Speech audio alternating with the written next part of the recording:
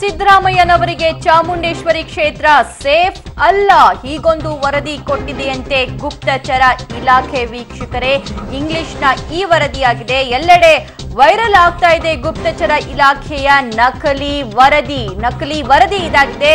CM ಸಿದ್ದರಾಮಯ್ಯಗೆ Chamundeshwari ಕ್ಷೇತ್ರ safe ಅಲ್ಲ ಅಂತ ನಕಲಿ ವರದಿಯಲ್ಲಿದೆ. ವರುಣಾ, ಶಾಂತಿನಗರ, ಗಂಗಾವತಿ, ಬಸವ ಕಲ್ಯಾಣ ಸಿಎಂಗೆ ಸೇಫ್ ಅಂತ ಈ ನಕಲಿ ಪ್ರತಿಯಲ್ಲಿ ಉಲ್ಲೇಖಿಸಲಾಗಿದೆ. ಸಿಕ್ಕಾಪಟ್ಟೆ ವೈರಲ್ ಆಗ್ತಾ ಇದೆ ಇಂಗ್ಲಿಷ್ನ ಈ ಪ್ರತಿ.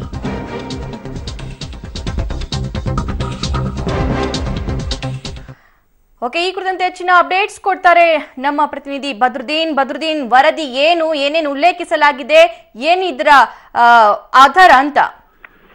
ಸಭಾ ಈ ಎಲ್ಲ ಸಾಮಾಜಿಕ ಜಾಲತಾಣದಲ್ಲಿ ಮತ್ತು ವಾಟ್ಸಪ್ಗಳಲ್ಲಿ ಹರಿದಾಡ್ತಾ ಇರುವಂತದ್ದು ಅದು ಸ್ಪಷ್ಟವಾಗಿ ಚುನಾವಣಾ ಸಂದರ್ಭದಲ್ಲಿ ಇಂಥ ಒಂದು ಸುಳ್ಳು ಸುದ್ದಿಗಳು ಅಥವಾ ಇಂಥ ನಕಲಿ ಪ್ರತಿಗಳು ಹರಿದಾಡ್ತಾ ಇರುವ ಅಷ್ಟೇನಲ್ಲ. ಆದ್ರೆ ಈಗ ತಂತ್ರಜ್ಞಾನ ತುಂಬಾ ಮುಂದೆ ಹೋಗಿರೋದ್ರಿಂದ ಬಹಳ ಸುಲಭವಾಗಿ ವೇಗವಾಗಿ ಇಂಥದ್ದೊಂದು ಫೇಕ್ ಪ್ರತಿ ಹರಿದಾಡ್ತಾ ಇರುವಂತ ಎಂತವ್ರನ್ನು ಒಂದು ವಿಸ್ಮಿತರಂಗನ್ನು ಮಾಡುವಂತ ರೀತಿಯಲ್ಲಿ ಈ ಪ್ರತಿ.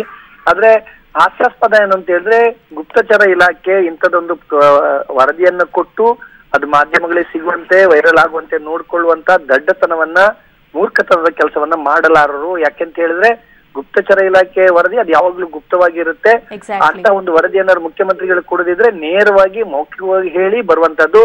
ಈ ರೀತಿ ಇಂಗ್ಲಿಷ್ ಅಲ್ಲಿ ಟೈಪ್ ಮಾಡಿಸಿ ಬರೆದು ಅಧಿಕೃತವಾಗಿ ಪತ್ರದಲ್ಲಿ ಬರೆದು ಅದರ ಪ್ರತಿಯನ್ನ ಗೃಹ ಇಲಾಖೆಗೆ, ಮುಖ್ಯಮಂತ್ರಿ ಕಾರ್ಯಾಲಯಕ್ಕೆ ಇಲ್ಲ.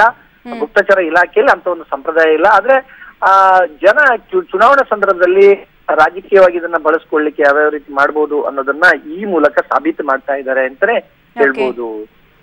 ಬದ್ರುದ್ದೀನ್, ಥ್ಯಾಂಕ್ ಯು ನಿಮ್ಮೆಲ್ಲ ಅಪ್ಡೇಟ್ಸ್ಗೆ.